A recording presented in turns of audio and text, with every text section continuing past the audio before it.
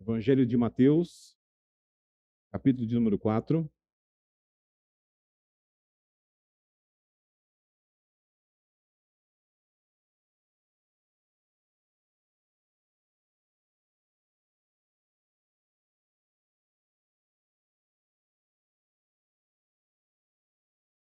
Versículo de número 1 ao versículo de número 11, na sua Bíblia. Nós começamos agora em fevereiro uma nova série de mensagens intituladas Simplesmente como Jesus, e nós gostaríamos de propor a você nessa noite, amado irmão, amada irmã, a questão do deserto nosso de cada dia. Nós vamos analisar como Jesus se comportou na tentação do deserto e vamos trazer isso para os nossos dias, ok? Para a nossa prática de vida, para ver como funciona. Nós, presbiterianos, não temos esse costume, né? Esse linguajar. É mais notório nos nossos irmãos pentecostais, quando você pergunta para ele e fala assim: ei, meu irmão, como é que você está? Ele fala assim: ah, pastor, eu estou no deserto, meu Deus do céu, né? É mais comum.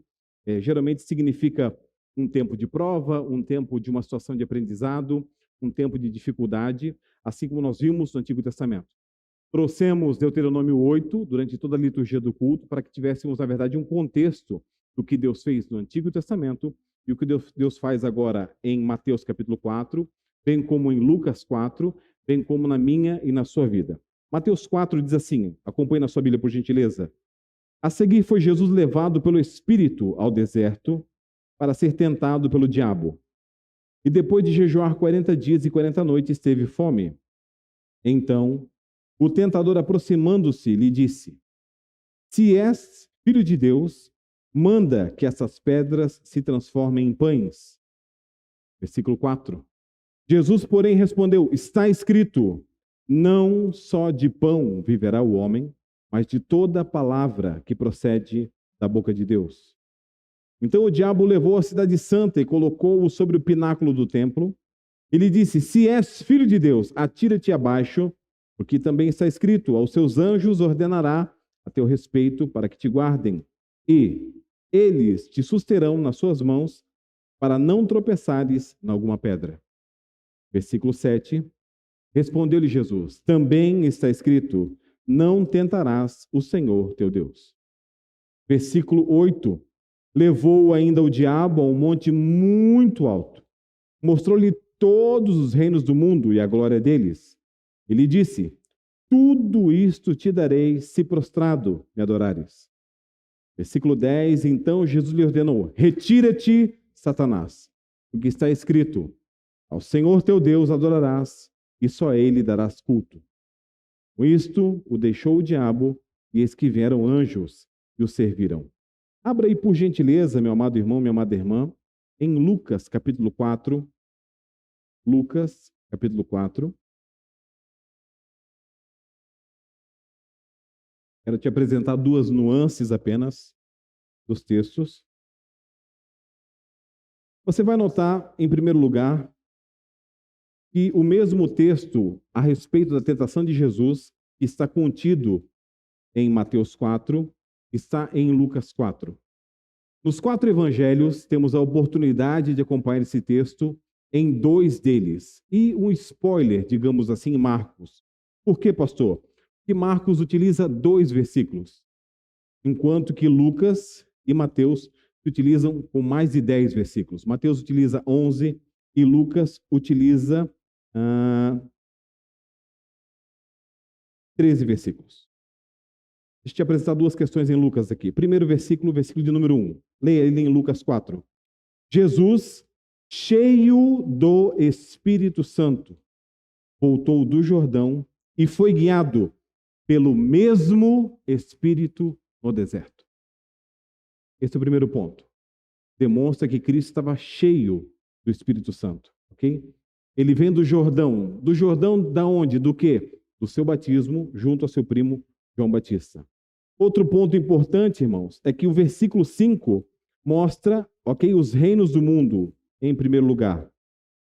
E, novamente, no versículo de número 9, mostra o pináculo do templo. Então você mostra que é uma inversão. Em Mateus, primeiro acontece o pináculo do templo e depois acontecem os reinos do mundo. São esses dois pontos. E finalmente, o finalzinho fala assim, 13. Passadas que foram as tentações de toda sorte, apartou-se dele o diabo até momento oportuno. Volte para Mateus, capítulo 4, por favor. Vamos orar? Mateus 4, 1 a 11. Ficaremos aqui e oremos. Deus Todo-Poderoso, Eterno e Misericordioso, oramos costumeiramente, Pai, a cada dia do Senhor, a cada domingo aqui, te pedindo, te confessando que a tua palavra é linda, é maravilhosa, ela é perfeita. É uma lâmpada ante nossos pés e uma luz em nossos caminhos. Pedimos, Pai, humildemente, em nome de Jesus, abre e ilumina os nossos sentidos para que entendamos límpida e santamente as suas promessas, límpida e santamente as suas advertências, límpida e santamente as suas diretrizes, como viver, como pensar, como falar, como caminhar.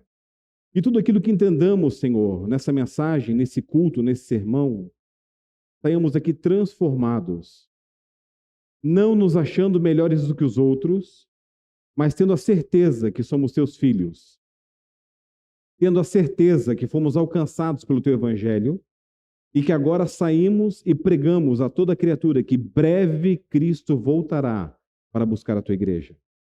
Desde já nós te agradecemos, Pai, essa oportunidade rica, essa oportunidade maravilhosa de estarmos entre irmãos, entre queridos, ambiente confortável, ambiente climatizado. Muito obrigado, ambiente seguro. E conosco agora te pedimos, Senhor, nos ensinando a tua palavra. Oramos em nome de Jesus, tua igreja diz amém. Meus amados irmãos, de acordo com o Antigo Testamento, nós vimos aqui em Deuteronômio 8, o povo de Deus esteve no deserto por 40 anos após a sua saída do Egito. Durante esse período, eles foram guiados por Moisés e receberam também a lei de Deus, através da entrega dos 10 mandamentos. Esse período no deserto, como lemos em Deuteronômio 8, foi marcado pela falta de recursos como água e alimento, pelo sofrimento do povo devido às difíceis circunstâncias. Entretanto, esse período no deserto também foi uma oportunidade para que o povo de Deus desenvolvesse a sua fé e dependência em Deus. Há uma complicação nos tempos de hoje, nos dias pós-modernos, onde parece que o evangelho da prosperidade tem adentrado nossos lares, dizendo que o crente de verdade não fica doente, que o crente de verdade não passa necessidade, que o crente de verdade não sofre. E há uma demonstração viva, tanto no Antigo quanto no Novo Testamento, que isso é uma inverdade. E quando acontece alguma dificuldade na vida do crente, daquele que entregou sua vida a Cristo, é uma oportunidade de confessarmos a dependência a Deus, bem como aprendermos aquilo que o Senhor quer conosco. Romanos 8, 28, um dos textos mais complicados da Bíblia Sagrada. Quem lembra de cor? Todas as coisas cooperam para o bem daqueles que amam a Deus. A pergunta é, nós amamos ao Senhor? E a gente pega esse texto, né, e parece que joga na cara dele. Fala, Senhor, mas eu te amo, Senhor. Como é que aconteceu esse negócio comigo? Puxa, Senhor, eu te amo. Como é que eu estou passando por essa dificuldade? Mas esse texto fala o quê? Que todas as coisas cooperam para o bem daqueles que amam, que foram chamados segundo um propósito. Deus tem um propósito, irmãos. Nossa vida, ela continua. Nossa vida não acabou ainda. Nossa vida não é só sofrimento. Não são apenas dificuldades. O Senhor nos chama a crer na dependência e crer no quê? Na soberania da sua palavra. O povo de Israel viu Deus agir em suas vidas, fornecendo então alimento na forma de maná e a água a partir da rocha. Viu a proteção do Senhor. Viu também ali no deserto que confiar em Deus e obedecer à sua vontade era o único caminho, o melhor caminho, a melhor escolha. Eles foram testados com frequência e em alguns casos falharam, mas também experimentaram a graça e a misericórdia de Deus. As temperaturas extremas no deserto do Sinai variam amplamente ao longo do ano e dependem da altitude e da localização geográfica. Essa vai para você, morador de Tupã, para você que me assiste, quem sabe em Presidente Prudente, né? Cidades quentes, né? E, em geral, as temperaturas podem chegar a 50 graus durante o dia. Um dia de verão, enquanto as noites podem esfriar para cerca de 10 graus ou menos durante o inverno. A menor temperatura já registrada no deserto do Sinai é desconhecida, mas pode chegar a temperaturas abaixo de zero. Abaixo de zero à noite, em algumas áreas nas noites de inverno. No geral, As temperaturas do deserto do Sinai são bastante extremas e variadas, e as condições climáticas podem ser desafiadoras tanto para os seres humanos e outros seres vivos que vivem na região. Pastor, por que isso é importante? Estamos falando de deserto, bem como falamos aqui de situações, e às vezes parece que só a nossa situação importa, né? É só a minha necessidade que é grave, é só a minha experiência que é importante, é só aquilo que eu passei que importa, mas não é assim, irmão. Deus mostra que existem casos piores e existe sim esperança para todos nós. Primeiro ponto que eu quero tratar, baseado em Mateus 4, olha aí na sua Bíblia, Mateus 4, versículo 1. A seguir foi Jesus levado pelo Espírito ao deserto para ser tentado pelo diabo. Primeiro ponto é guiado pela boa mão do Espírito.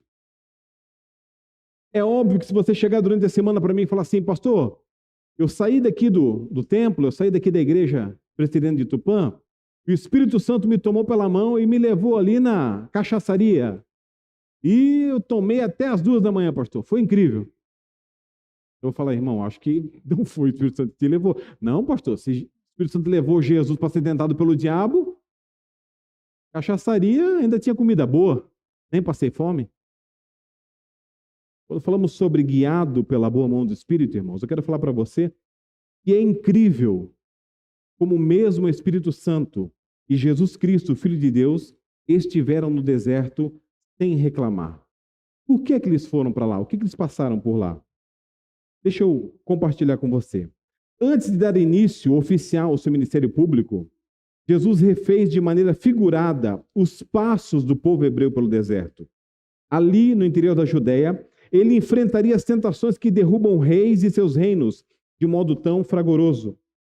Depois de algum tempo com os potenciais discípulos, ele partiu em direção ao deserto para um longo período de solidão e jejum. Lembre-se, irmãos, foram 40 dias, não foi 4 horas. Existem, às vezes, algumas palavras que o crente esquece, né? Vamos lá. Cita uma, pastor, oração. Cita outra, pastor, jejum. Cita outra, pastor, floricultura. Hein, maridão? Palavras que você tem que lembrar. Precisa estar no teu dia a dia. Oração, jejum, leitura da palavra de Deus. Às vezes a gente jejua, né? Durante metade de um dia. Acordou pela manhã e fala assim, hoje ficarei em consagração até o meio-dia. 9 da manhã, aquela dor de cabeça doida, né? Senhor, socorro, Deus, vai morrer. Não, irmão, não vai morrer. Calma, é 9 da manhã ainda. Não, vou fazer algo diferente, né? Vou fazer o dia todo. Dia todo. Não vou almoçar, não vou tomar café da manhã, não vou tomar café da tarde. No pôr do sol, no pôr do sol eu vou comer. 4 da tarde, não sabe o nome, né? Está procurando alguma coisa em que se encostar, assim. Permita contar o testemunho de um jovem de Deus, chamado Jefferson Pereira, esse que vos fala. Já jejuava algum tempo, de vez em quando guardava, né, um tempo com o Senhor em consagração, e o meu recorde era o quê? Um dia. De manhã, passava o dia, no pôr do sol, né? A estufa das coxinhas ficava vazia, né? Comia até o boi pelas patas, né? E falei, não, vou fazer 5 dias. 5 dias com Deus. Pensou, Rebeca? Chega lá numa ocorrência, o que aconteceu com você? Estou jejuando há 5 dias, né? Desidratado, né? Passando mal. Primeiro dia, ok. Segundo dia, ok. No terceiro dia, trabalhava num lugar que fazia xerox, atendia o povo. Já estava atendendo assim, né? Curvado, né? Pois não, moço. Tantas cópias desse aqui. E aí chegou um pastor amigo meu e falou assim, ô Jefão, tá tudo bem com você, filho? Eu, pastor, eu não posso contar. Por que não posso contar? Porque a Bíblia, ela orienta que quando você estiver jejuando, que você não faça cara feia. Você não fique contando, né? Ah, eu estou em consagração, irmão. Ô, glória, eu sou aqui é diferente, aqui é presbiteriano. Não, irmão. Não, longe disso. E o pastor, não posso contar. Ele falou, não, para. Rapaz, tu tá verde. Tem alguma coisa errada com você, filho? Você está passando bem? Pastor, não posso falar, pastor. Não, só não me diz que tu está em jejum há muito tempo. Tu está passando mal, é nítido, Jeff. Falei, pastor. Estou no terceiro dia, pastor. Falei, falta quantos? Eu falei, mais 2. Ele falou assim, já comprou o caixão ou não? Já se despediu da família? Existem votos, irmãos, que são votos de tolo. Mas agora preste atenção, irmãos, na capacidade que Cristo tem. 40 dias, 40 noites. Ele está imitando quem aqui? Fazendo os mesmos passos? Moisés. Quando Moisés vai buscar a lei do Senhor, o que é Arão? Arão, né, vamos falar de conta aqui, pastor auxiliar de Moisés. Vou falar assim, Arão, esse homem morreu, cara, 40 dias, acabou. Fazer um bezerro para a gente aqui. Onde é que está Josué? Outro pastor, né? Auxiliar de Moisés. Josué está no pé do monte orando, esperando fielmente, crendo fielmente que Moisés vai descer. 40 dias, 40 noites. Pare e pense, irmãos. A Bíblia fala que Mateus afirma enfaticamente que Jesus foi para lá especificamente para ser tentado pelo diabo. O verbo grego traduzido por tentar aqui significa procurar descobrir a natureza ou o caráter de alguém, ou ainda alguma coisa ao submetê-la à prova ampla e extensiva. No resumo da ópera nossa aqui, é ver qual é a cepa da madeira. Vamos ver do que esse homem é feito. Ele foi para o deserto. Jesus foi para o deserto a fim de confrontar e desafiar seu inimigo. Jesus se mostraria o legítimo pastor de Israel ao vencer as tentações das quais fracassaram todos os reis de Israel antes dele, incluindo o rei Davi. Finalmente, irmãos, a crise da fome física, em essência, muitas vezes é uma crise de fé. Posso te dar um exemplo? Como é que um casamento termina? O casamento termina por algumas questões. 3 delas são fundamentais. Se a comida acabar na mesa, o amor morre de fome. Se a comida acabar na mesa, o amor morre de fome. Primeiro desafio da esposa com fome, fala assim, e aí, vamos comer o quê? Primeiro desafio do homem com fome é a mulher, e agora? O que tem para comer? A crise de fome física, em essência, é uma crise de fé. Por quê? Porque em que ou em quem você confiaria para obter a satisfação das suas necessidades mais básicas? Tem um pastor amigo meu, está na Espanha hoje, pastor Paulo Silvério. Pastor Paulo Silvério foi com 15 anos para a Amazônia. Tinha um vocacionado muito cedo, queria aprender a ser missionário. Com 21 anos estava casado na Amazônia, morando no meio da selva. Certo dia pela manhã não havia o que comer. Não havia mais farinha, não havia mais peixe, não havia mais nada. A esposa olhou para ele e falou assim, e aí, queridão, e agora? Ele então foi caminhando, 2 horas de caminhada até a beira do rio, para esperar que algum pescador passasse e pudesse lhe fornecer algum tipo de pesca, algum tipo de alimento. E ficou chorando na beirada do rio, dizendo, Senhor, onde é que eu vim parar? Senhor, onde é que eu vim colocar minha família? Quando de repente escuta uma canoa ao longe, vindo, muda o teor da oração, fala, Senhor, por favor, e escuta, Pastor Paulo. Um conhecido de uma aldeia próxima, assim, tem peixe em casa, pastor? Ele falou, não tenho. Aí ele ergueu 2 peixes grandes. Peguei para o senhor então, pastor. Pegou os peixes do barco, chorou, abraçou o irmão, voltou 2 horas de caminhada até a sua casinha no meio do mato. Quando chegou lá, tinha banana, tinha maçã, tinha fruta. Um outro residente da aldeia passou, deixou frutas para o pastor. Isso não é dependência, irmão? Isso é dependência. Talvez você diga assim, pastor Jefferson, isso é loucura. Muito jovem, muito cedo, muito difícil. Realmente. Mas quando você se apaixona por Cristo e quando você se sente guiado pela boa mão do Espírito, às vezes você comete isso. Eu tenho um pastor muito querido, muito caro para mim, muito caro. O nome dele é estranho, já falei aqui, permita-me repetir. Pastor Udo Miller Jr. O nome dele com 3 letras, Udo. É um alemão que é maior que o Diogo. Um querido, coração gigante. O Udo esteve na Argentina como missionário durante alguns anos, passou algumas dificuldades, passou por um deserto ali, logo depois foi para o Reino Unido, ficou mais alguns anos e agora retornou para Santa Catarina, está pastoreando em Santa Catarina. Certa vez eu fui de a pé para um culto. Não tinha dinheiro para passagem de ônibus. Cheguei no culto, chorei o culto todo, com fome. E uma das minhas orações foi: Senhor, a tua palavra fala que um justo não mendigaria o pão, Senhor, que o justo não passaria necessidade, Pai. Eu estou com fome aqui. Senhor, por favor, Pai, não deixa eu me humilhar. No finalzinho do culto, naquele último hino, no pós-lúdio, o Udo parou do meu lado, gigante, me abraçou, eu olhei para ele e falei assim: Jefão, meu irmão, vamos comer uma pizza no final do culto? Eu falei: meu Deus, Udo, meu Deus, meu Deus, meu Deus, Udo, eu não tenho R$ 1. Rapaz, eu não tenho dinheiro para o ônibus. Não, não, não, não, não. Jefão, não estou perguntando se tu tem dinheiro. Estou perguntando, tu quer comer uma pizza comigo? Eu falei: Udo, eu quero. Cara, eu estou com muita fome. Ele falou: então a gente vai comer uma pizza. Eu estava orando ali, Jesus tocou no meu coração e falou assim: vai lá, abraça o Jefão e come uma pizza, pai. Então essas coisas, irmãos, são muito simples quando nós não passamos. Mas quando nós passamos por uma crise de fome, uma crise de necessidade, nós nos lembramos então que aquilo que sobra no meu prato, talvez falte no prato de alguém.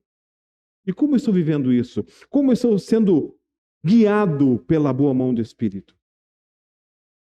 Preste atenção, irmãos. Você confiará em Deus, que criou o corpo humano, ou você buscará o seu próprio caminho quando acontecer alguma dificuldade? A resposta de Jesus à tentação da fome lembra as palavras de Moisés aos israelitas no deserto, como lemos no início desse culto em Deuteronômio 8. Cuidareis de cumprir todos os mandamentos que hoje vos ordeno, para que vivais e vos multipliqueis e entreis e possuais a terra que o Senhor prometeu sob juramento a vossos pais. Recordar-te-ás de todo o caminho pelo qual o Senhor teu Deus te guiou no deserto estes 40 anos. Para quê? Para te humilhar, para te provar, para saber o que estava no teu coração, se guardarias ou não os seus mandamentos. Existem oportunidades que brilham aos nossos olhos, mas não são oportunidades para que a gente aceite. São para testar o meu coração, para ver onde é que está o meu amor. Se o meu amor está em Deus ou o meu amor está nas coisas. Existem oportunidades que parecem assim maravilhosas, mas no final é só uma prova, irmão. Em quem você confia? Em quem eu confio? Será que eu sou, na verdade, grato pela boa mão que me conduz?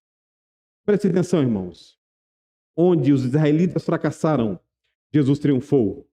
E essa ousada declaração se tornaria o primeiro princípio do novo reino. Nem só de pão viverá o homem, mas de toda palavra que procede da boca de Deus. Mateus 4, versículo 4.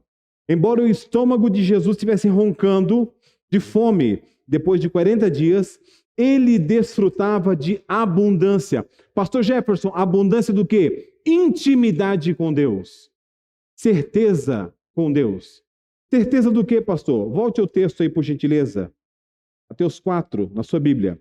Versículo 1. A seguir foi Jesus levado pelo Espírito Santo ao deserto para ser tentado pelo diabo. E depois de 40 dias teve o quê? Fome. Então o tentador, aproximando-se, lhe disse: se és filho de Deus, manda que essas pedras se transformem em pães. O ponto aqui não é a fome. O ponto aqui é a fome e a identidade. Simeia, se tu és filho de Deus, vai passar essa aprovação? Opa, pastor, em nome de Jesus, vou. Por que, filha? Ah, pastor, porque Romanos diz assim: somos mais do que vencedores por meio daquele que nos ama. Isso, filha, glórias a Deus. Esse é o ponto, irmãos. Esse é o ponto. É identidade. Cristo sabia quem ele era. Nós sabemos quem nós somos? Porque geralmente a conversa ela vem assim: ué, mas você não é crente? Ué, mas é você que vive na igreja? Permita-me citar meu falecido pai, não está mais aqui entre nós, mas me falou muitas na adolescência. Eu comecei a estudar teologia na adolescência e algumas vezes não tinha dinheiro para o ônibus. Não tinha dinheiro para o ônibus. E eu chegava e falava: meu pai, o senhor tem como me emprestar o dinheiro para o ônibus para eu poder ir para a faculdade? Essa era a fala entre eu e meu pai. Meu pai morava numa casa na frente, eu morava numa edícula atrás. Comecei a trabalhar com 12 anos. Eu devia ter aí os meus 19 nessa época. Papai, você tem como me emprestar o dinheiro para o ônibus? Ele falava assim: ué, tu não vê nenhuma Bíblia? Eu tenho um monte de Bíblia lá, por que tu não vê nenhuma Bíblia? Por que tu não vê nenhum livro? Cadê Deus na tua vida? Tu não é crente? Por que ele não te dá o dinheiro do ônibus? Então, pai, na verdade eu estava esperando que ele tocasse o seu coração para ver se eu podia, na verdade, me dar. E eu me lembro, irmão, de um dia que o papai me deu o dinheiro só da ida. E eu voltei de a pé 26 quilômetros. De a pé. E ninguém da minha sala tinha também. E aquela caminhada foi uma das caminhadas mais incríveis que eu aprendi o quê? Que era resiliência, que era perseverança, o que era chamado. Então, irmãos, embora o estômago de Cristo estivesse com fome, a sua mente estava o quê? Repleta da certeza de quem ele era. Jesus veio para estabelecer um novo reino baseado na completa confiança e dependência de Deus. Ele não veio estabelecer um reino de barganha. Por isso que você não escuta, graças a Deus, nessa igreja aqui. Olha, irmão, se você ofertar tanto, Deus vai te dar tal coisa. Não tem barganha, irmãos. Você não precisa ofertar. Você precisa se converter. Você não precisa chegar aqui, na verdade, entendeu? E fazer promessas vãs. Precisa se apaixonar por Cristo e falar, Senhor, eu sou o teu. Eu sou o teu, Senhor. Eu tenho um compromisso contigo. E o meu compromisso contigo, ele é muito maior que o compromisso com a igreja, muito maior que o compromisso com uma denominação, muito maior que um compromisso com homens. E é óbvio que Deus vai usar uma denominação e homens para te lembrar desse compromisso, para te falar o quanto é importante, para te falar que a gente sente falta de você. Mas lembre-se, irmãos, quem você ama? Vamos lembrar aqui rapidamente, ok? Rapidamente. Pedro negou Jesus. Falamos hoje de manhã na escola dominical. Pedro negou Jesus. Quando, em João capítulo 21, Jesus se encontra com Pedro, o que é que Jesus pergunta para Pedro? E aí, Pedrão, como é que você fez um negócio desse comigo? Brincadeira, hein, querido? Falei para ti que tu ia me trair? Aí, bonitão, bocão, não era você que me seguia até a morte? Foi isso. Jesus falou o quê? Pedro, tu me amas? Essa é a pergunta, irmãos, para mim e para ti. Jefferson, tu me amas? Mateus, tu me amas? Rebeca, tu me amas? Patrícia, tu me amas? Essa é a pergunta de Cristo para mim e para você. Porque se eu não amar o Senhor, se eu não for profundamente apaixonado por Ele, eu não passo pelas provações. Eu caio nas tentações, eu caio na barganha do mundo. Eu procuro um outro meio, um outro caminho. Eu procuro o agiota, eu procuro uma nota fria, eu procuro uma peça, entendeu, da China, eu procuro outro negócio, irmãos. Enquanto que o Senhor nos oferece o quê? Confiança e dependência em Deus. Pastor, como é que o Senhor prova isso? O segundo ponto da minha mensagem, guardados pela provisão. Olhe na sua Bíblia, por gentileza. Versículo 3, Mateus capítulo 4, versículo 3. Então o tentador, aproximando-se, lhe disse, se és filho de Deus, manda que essas pedras se transformem em pães. Jesus, porém, respondeu, está escrito, não só de pão viverá o homem, mas de toda palavra que procede da boca de Deus. Hoje pela manhã tratávamos, na Escola Bíblica Dominical, um ponto que perguntava se somos pastoreáveis, se aceito todas as palavras da boca de Deus ou se aceito somente as palavras doces. Aqui diz, toda palavra que procede da boca de Deus. David Mack, no livro Homens Mais Parecidos com Cristo, diz, a tentação de Adão e Eva nos lembra uma outra tentação do último Adão, do último homem. Séculos depois, conforme Mateus 4, onde estamos estudando. Só que diferente do casal no paraíso de Deus, Jesus encontrava-se em um deserto árido, privado de tudo por 40 dias e 40 noites. Jesus, que segundo Hebreus 1:3, é o resplendor da glória e a expressão exata da imagem de Deus, também foi atacado pela serpente, mas, diferentemente de Eva, respondeu às tentações citando perfeitamente a palavra de Deus. Isto porque não só de pão viverá o homem, mas de toda palavra que procede da boca de Deus. Pastor, o que significa isso então? Significa que não é o local ou a circunstância. É a decisão, irmãos. Permita-me falar algo aqui com muita propriedade e com muito respeito. Nós temos várias igrejas excelentes em Tupã. Meu sonho, como pastor dessa igreja, o meu alvo, a minha meta, a minha oração, é que a nossa igreja seja uma igreja excelente, a ponto de ser conhecida pela comunidade de Tupã, dizer assim, é uma igreja séria, uma igreja cristã, uma igreja viva. Mas preste atenção, irmãos, não é o local. Às vezes você pode dizer assim, eu não quero mais ficar aqui, não gostei do pastor Jefferson. Não gostei desse tipo de pregação que vive falando sobre mudança de vida, vive falando sobre ser apaixonado por Cristo. Não quero esse negócio, não. Eu vou para IPI. E aí chega na IPI. E eu não sei o nome do pastor da IPI, eu cheguei agora em dezembro, mas lá o reverendo chega e prega da maneira. E a pessoa fala, rapaz, também não gostei daqui. Acho que eu não vou mais. Presbiteriano é tudo igual. Independente do Brasil, renovado, eu vou para Batista. Aí ele vai para Batista. Ele chega na Batista, o pastor prega a mesma coisa. Aí ele sai da Batista, ele vai para outra e para outra. Não é o local, irmão, não é circunstância, é decisão. Adão e Eva estavam no jardim, no Éden, tudo de bom e do melhor, tudo quanto é árvore frutífera. Só uma árvore não podia, só uma. O que aconteceu? Olha, você não come aqui, querida, esse fruto aqui? Sabe o que é? É que Jesus está no deserto. Jesus está, entendeu, em meio a privações. Jesus está num local terrível, sozinho, não tem ninguém. Qual é o comportamento de Cristo, irmãos? Qual é o meu e o teu comportamento? Não é o local, não é a circunstância. Aqui a gente cumprimenta, abraça, beija, sorri, sai da porta para fora, entra no carro. Meu Deus, olha, meu Deus. Que isso, irmão? Para que isso?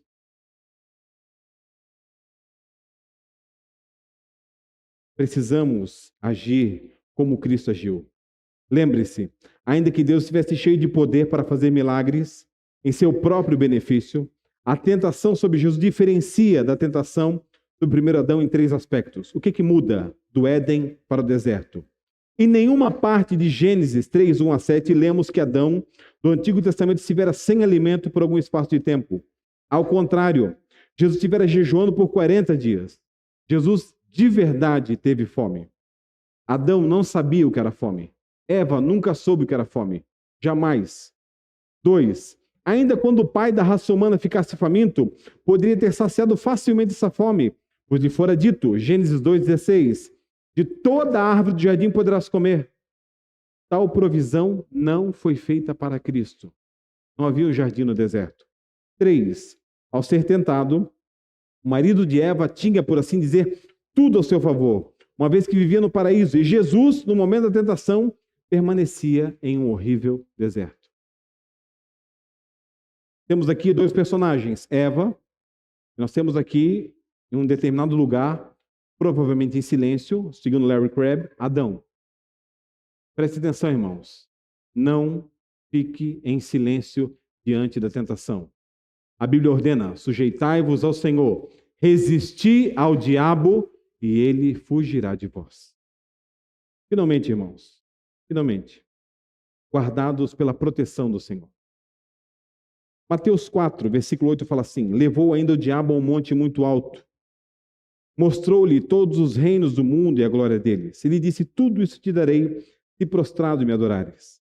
Então Jesus lhe ordenou, retira-te, Satanás, porque está escrito, ao Senhor teu Deus adorarás, e só a ele darás culto. E com isso, o deixou o diabo, e eis que vieram os anjos e o serviram. Irmãos, o que nós queremos de fama? O que nós queremos de status? O que nós buscamos? Nós buscamos na nossa vida, como queremos ser conhecidos? De que maneira? Pela minha roupa? Pelo meu carro?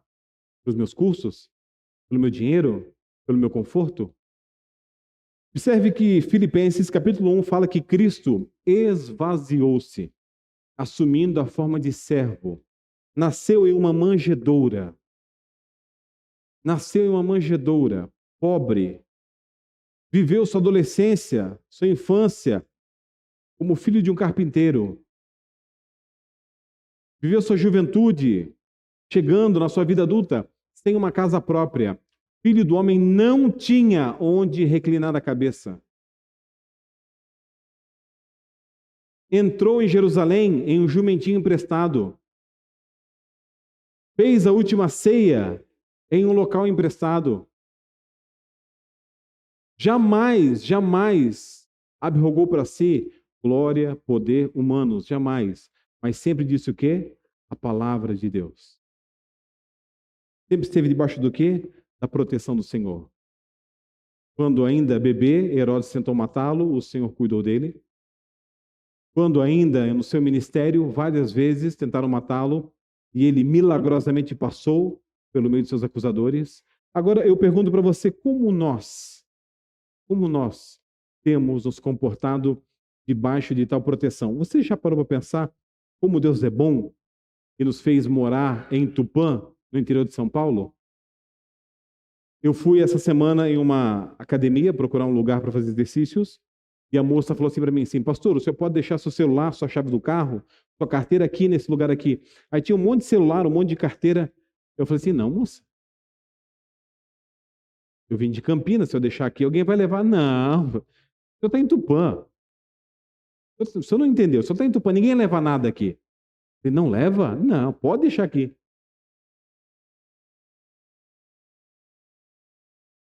Obviamente eu não deixei, irmãos, perdão, não tive essa fé que a moça tinha, né? Falei, não, querida, desculpa, eu não tenho como deixar. Mas você já pensou, irmãos, como você mora em um lugar bom, um lugar seguro, um lugar calmo? Você já notou como Deus tem guardado o teu coração de várias agruras, várias ansiedades que outros têm? Você já parou para notar? Você já viu que a boa mão do Senhor tem estado sobre você, sobre mim, de forma assim incrível? Enquanto São Paulo está embaixo d'água e aqui tem chovido torrencialmente, nós não temos tido, graças a Deus, nenhuma inundação, temos guardado demais, irmãos, demais. Já notou como nossa igreja tem sido guardada? Dificilmente alguém está enfermo, dificilmente alguém está com Covid. Ah, não, mas pastor, a irmã Maria caiu um tombo. Oh, mas acidentou-se um tombo, irmãos. Foi resgatar um beija-flor lá e tropeçou, infelizmente. Mas ainda assim, é só uma tala. 30 dias está de volta aqui, cantando conosco, está aqui de volta, e adorando a Deus. Às vezes a gente não dá valor à proteção. Não dá valor ao conforto. Não dá valor à nossa comida. Não dá valor ao pão nosso de cada dia. Não dá valor à palavra de Deus. Existem, em média, 52 países e falar a palavra de Deus ou carregar essa Bíblia custa a vida. Finalmente, meu amado irmão, minha amada irmã, eu gostaria de contrastar o teu coração com o coração de Cristo nessa noite. Pastor, como é que era o coração de Jesus? Segundo o ex-missionário e escritor Max Lucado, o coração de Jesus foi puro. Milhares adoravam o Salvador, porém ele estava feliz com uma vida simples. Lucas 8, 1-3 diz que mulheres o atendiam. Contudo, ele jamais foi acusado de pensamentos luxuriosos. Sua própria criação o desprezou, porém voluntariamente Cristo os perdoou, antes mesmo que pedissem. Pedro o acompanhou por 3 anos e meio e o descreve como um cordeiro sem mácula e sem contaminação. 1 Pedro 1,19. Depois de passar o mesmo tempo com Jesus, João concluiu em 1 João 3,5, não há pecado nele. O coração de Jesus não foi apenas puro, o coração de Jesus foi pacífico. Os discípulos se preocuparam com a necessidade de alimentar milhares de pessoas, mas Jesus não. Jesus agradeceu a Deus pelo problema. Os discípulos gritaram de medo diante da tempestade, mas Jesus não. Ele dormia. Pedro levantou sua espada para enfrentar os soldados, mas Jesus não. Jesus levantou a sua mão para curar. O seu coração tinha paz. Quando seus discípulos o abandonaram, ele se zangou e foi embora? Não. Quando Pedro negou, Jesus perdeu a paciência? Não. Quando os soldados cuspiram no seu rosto, vomitou fogo sobre eles? Nem pensar. Jesus tinha paz, Jesus os perdoou. Recusou a se deixar levar pela vingança. Também recusou a se deixar levar por nada que não fosse o seu chamado do alto, o seu vocacionado, a sua missão maior. Seu coração estava cheio de propósitos. A maioria das vidas não se planejam para nada em particular e nada conseguem. Jesus se planejou para uma única meta: salvar a humanidade dos seus pecados. Pode resumir a sua vida com uma frase, Lucas 19:10. O Filho do Homem veio buscar e salvar o que estava perdido. Jesus se concentrou de tal modo na sua tarefa que soube quando devia dizer: ainda não é chegada a minha hora, João 2:4. E quando está consumado, João 9:30. Jesus conhecia os tempos e épocas. Jesus não se concentrou em um objetivo a ponto de ser desagradável. Pelo contrário, que agradáveis foram seus pensamentos. As crianças amavam a sua companhia. Jesus pôde achar beleza nos lírios, alegria na adoração e possibilidades nos problemas. Podia passar dias com multidões de doentes e ainda sentir compaixões deles. Passou mais de 3 décadas caminhando entre o lodo e o lamaçal do nosso pecado e ainda assim viu em nós suficiente beleza para morrer pelos nossos erros. Mas o tributo que coroa Cristo é este: seu coração foi espiritual. Seus pensamentos refletiam sua íntima intenção, relação, comunhão com o Pai. João 14:11 disse: estou no Pai e o Pai está em mim. Seu primeiro sermão registrado começa com as palavras: o Espírito do Senhor é sobre mim.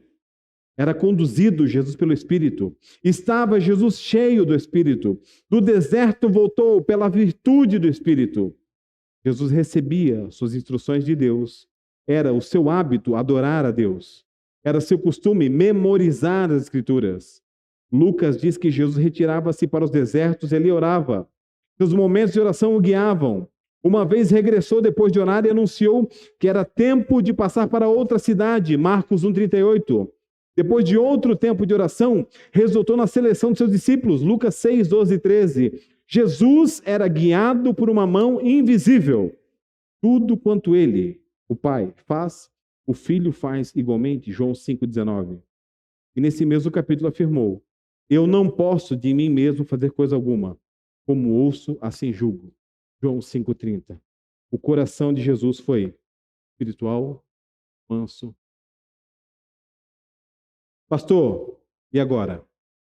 Agora eu quero propor para você, irmão, no final dessa mensagem. Quando Mateus termina o relato da tentação, ele fala no versículo 11. Veja aí na sua Bíblia. Com isto o deixou o diabo, e eis que vieram os anjos e o serviram. E os anjos de Deus serviram o Senhor Jesus?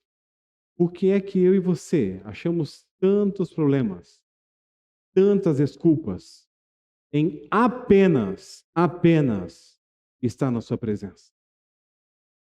Por que é que eu e você temos uma agenda social tão complicada, tão cheia de compromissos, que nós não temos tempo, pelo menos um dia na semana, dia do Senhor, não teu nem meu, para estar na presença dele? Por que nós achamos tão complicado, irmãos, nos dedicarmos à leitura orante da sua palavra, uma leitura profunda, uma leitura apaixonada? Qual quantidade, pastor? Um versículo. Eu falei para você, começa com um versículo. Um versículo. Não só de pão viverá o homem, mas de toda palavra que procede da boca de Deus. Puxa, Senhor, li esse versículo. Pastor Jefferson falou que era para mim ler um versículo e orar sobre isso. Senhor, o que tu queres dizer, Pai, com viverá o homem? Que modo de vida? Que vida? Tipo de vida? Que palavra? Que toda palavra? Como é que eu ouço a boca de Deus? Como é que a boca de Deus fala comigo? Senhor, me ensina um versículo.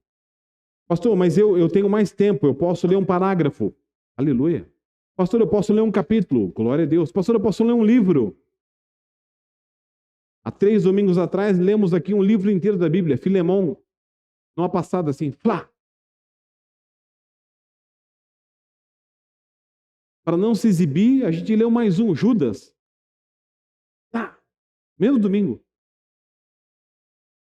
Irmãos, Jesus tinha um coração puro, Jesus tinha um coração pacífico, Jesus tinha um coração cheio de propósitos, Jesus tinha um coração espiritual, Jesus tinha um coração manso e humilde, e ele disse: as obras que eu faço, você pode fazer também. você pode fazer maior ainda se tiver fé como um grão de mostarda.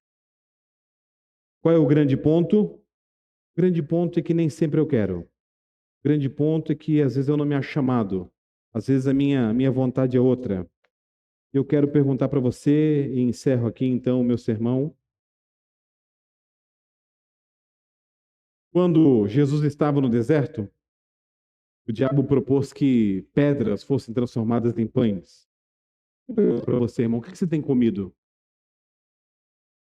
Qual tipo de comida que você tem comido? Não entendi, pastor. Você tem ouvido diariamente? O que entra nos seus ouvidos? O que você tem, na verdade, visto, assistido, lido? Que tipo? Qual é a tua dieta, teu cardápio? Aonde você dá atenção? São as coisas espirituais, escatológicas. Cristo em breve virá. Breve tudo será eterno. Não haverá nem mais morte, nem dor, nem luto, nem pranto. Ou as coisas do dia a dia? As coisas que me atêm, que são temporais. Existe um motivo para que a Bíblia diga assim, olha, esse povo comeu o maná no deserto e morreu. E aí Cristo fala, mas eu sou o pão da vida. Quem comer desse pão não morrerá.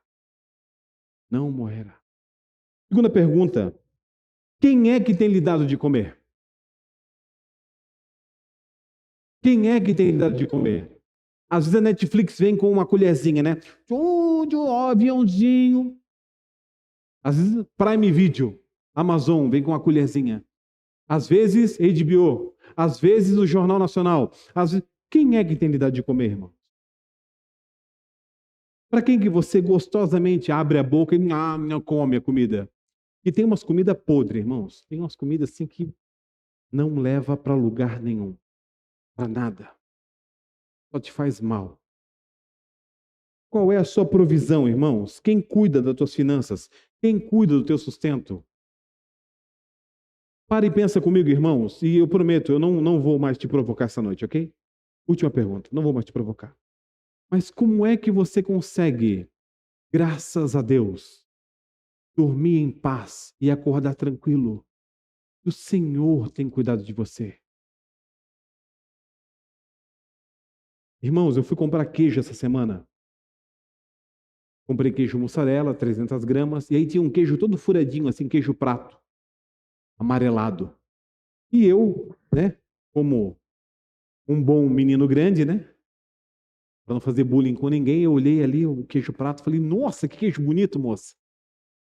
Aí, ali no Amigão, aquele mercado grande, o nome da menina, Taline.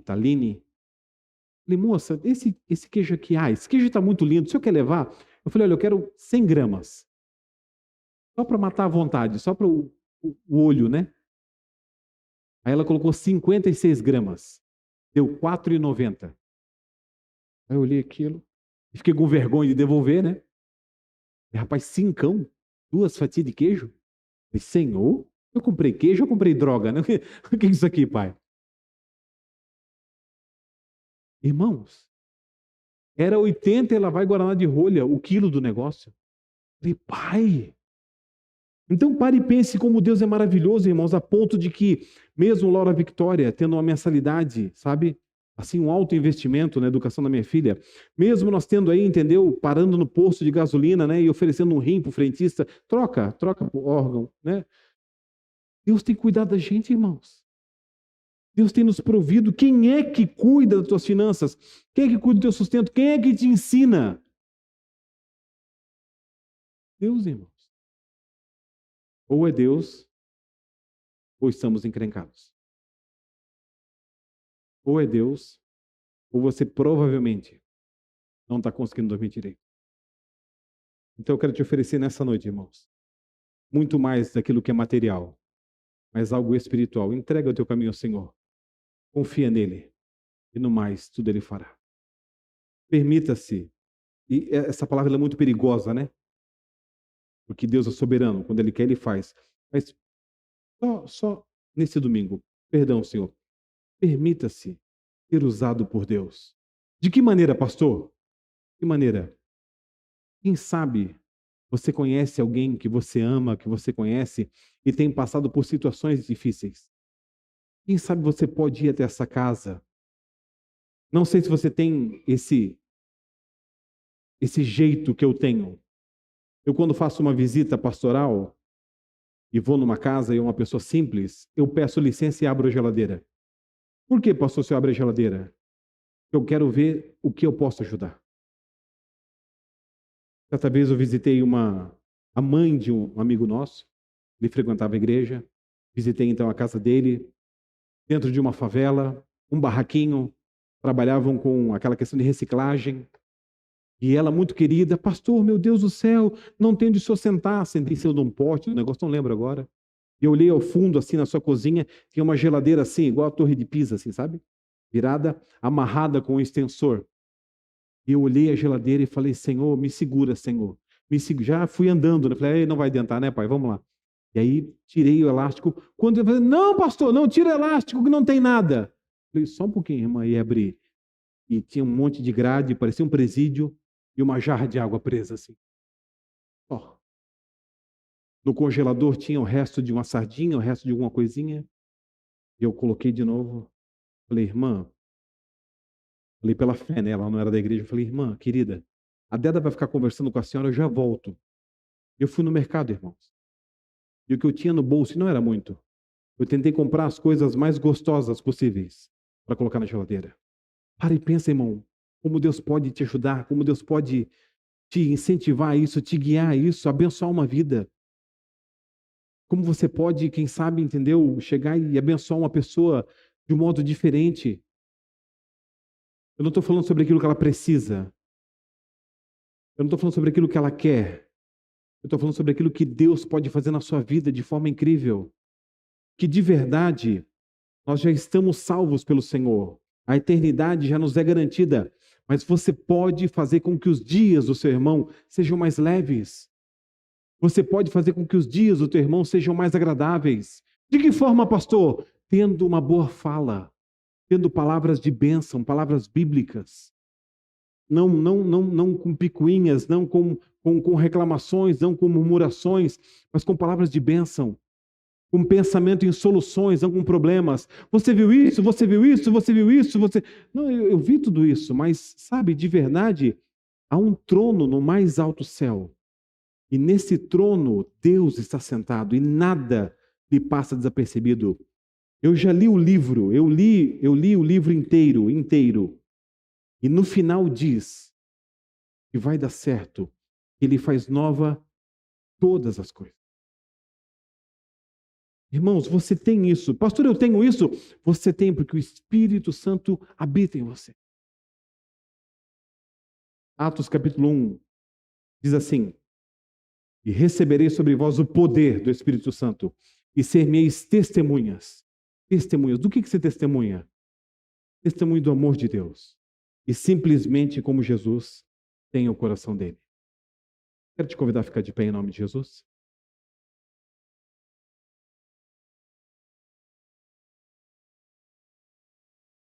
Quero convidar a Marissa aqui na frente.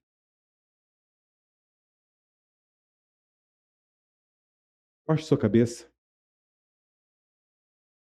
Permita-me convidar você a pensar na seguinte reflexão.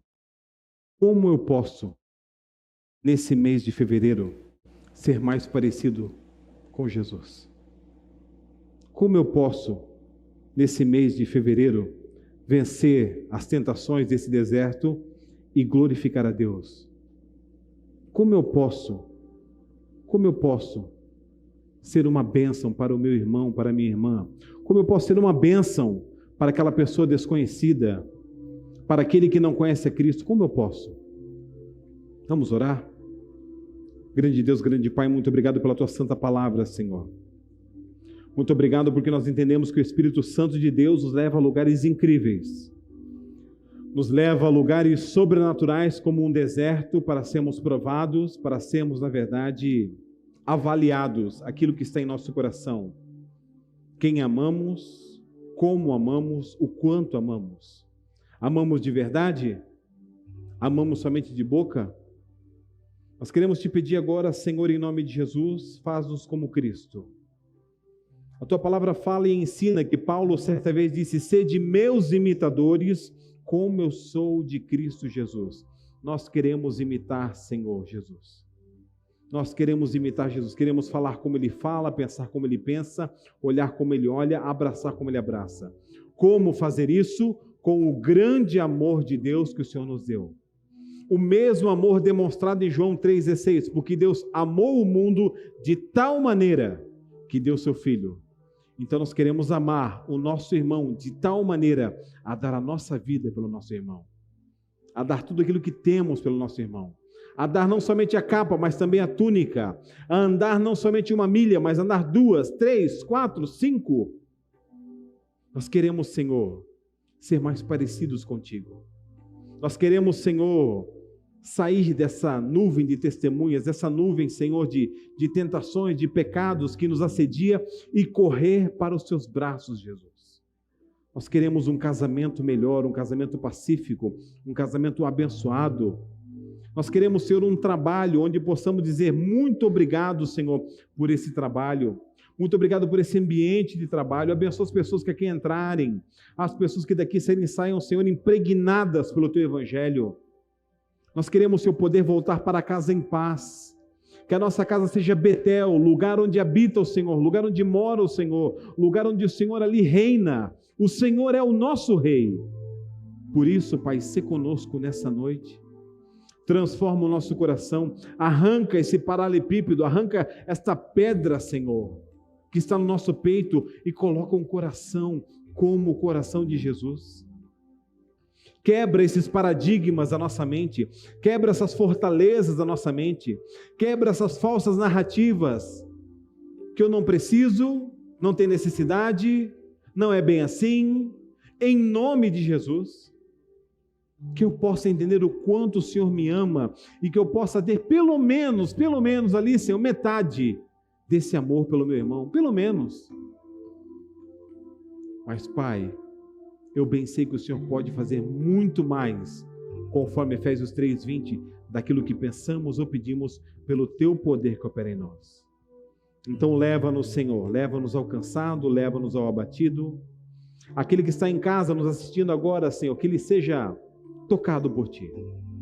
Aquele Senhor que de vez em quando nos visita aqui, é um visitante, que retorne, Pai, venha mais vezes. Aquele meu irmão, minha irmã, que quem sabe já tem uma igreja, já tem um pastor, abençoe ele lá, Senhor, frutifique ele lá também. Abençoe seu pastor, sua igreja, em nome de Jesus. Te pedimos, como todo domingo, abençoa as igrejas abertas em Tupã, que pregam a Tua palavra como regra de fé e prática.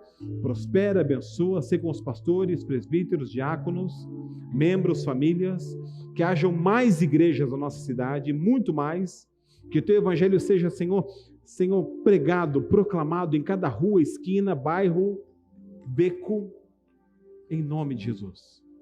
Queremos sair daqui agora, Senhor, mas queremos sair daqui como sal e luz. Queremos sair daqui, Senhor, abençoados. Queremos sair daqui transformados. Por isso, nesse momento, eu rogo as bênçãos da parte de Deus sobre vocês, povo de Deus, menina dos olhos do Senhor.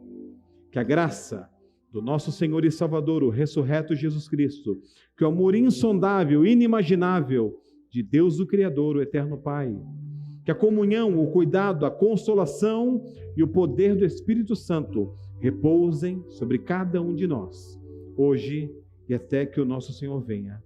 Amém, amém. Graças a Deus. Podemos nos assentar, amados irmãos?